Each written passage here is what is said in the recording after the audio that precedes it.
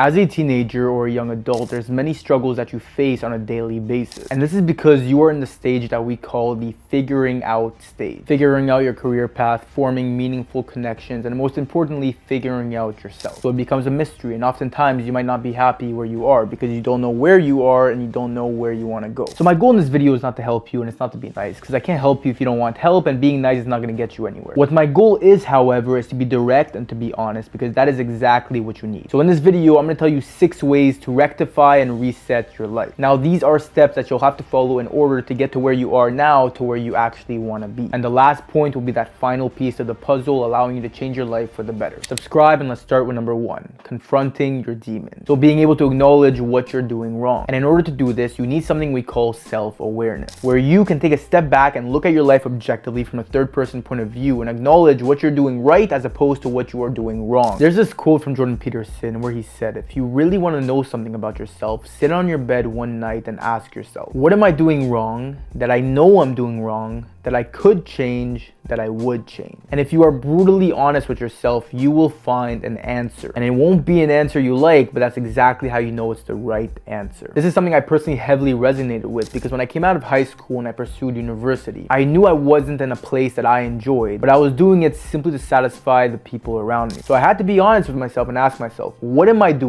Do I enjoy this thing that I'm doing? If not, then what do I want to do differently? And I figured out the conclusion that my passion, what it is that I truly wanted to pursue, was outside of school and in relation to content creation and running my own business. And so that's exactly what I did. I bit the bullet, I dropped out of school, I pursued my passion, and here I am 4.5 years later pursuing what I love and growing it into a successful business for myself. But this would have never happened if I never confronted my demons, if I wasn't honest with myself and acknowledged what I was doing wrong and what to do instead. So once you confront your demons, once you acknowledge what you're doing wrong, then we go into point number 2, cutting toxic ties. I mean, who are you to begin with? You are simply the result of everyone in your life who has influenced you, from your parents to your teachers to your siblings to your friends. Now I'm going to explain to you how relationships in your life affect who you are and what you do with an elastic. So this is you and these are your friends. You have an idea. You say, I want to execute on this idea. I want to develop this dream. I want to work on it. I want to become the best version of myself. And your friends say, what are you doing, man? Just come hang out with us. And then you come right back down. But then you say, no, I want to be successful, be independent, have my own business. And your parents say, what are you talking about? Are you crazy? We're normal. We have normal jobs. And this drags you right back down. And so that's why I call it toxic ties, because you are connected right to the people around you. And what you want to do will be affected by what the people around you tell you. But if you have a really good support system and you want to pursue your dreams and you go after them, your support system won't drag you back down. They'll support you so that you can keep on going. I hope that was a good example. So I don't want you to completely ignore everyone in your life. No, but you need to be able to extrapolate what you agree with and what you disagree with. Who aligns with your values and your goals and who doesn't. And that brings me to number 3, define your values and your priorities. And you figure this out by asking yourself 3 questions. What do I want?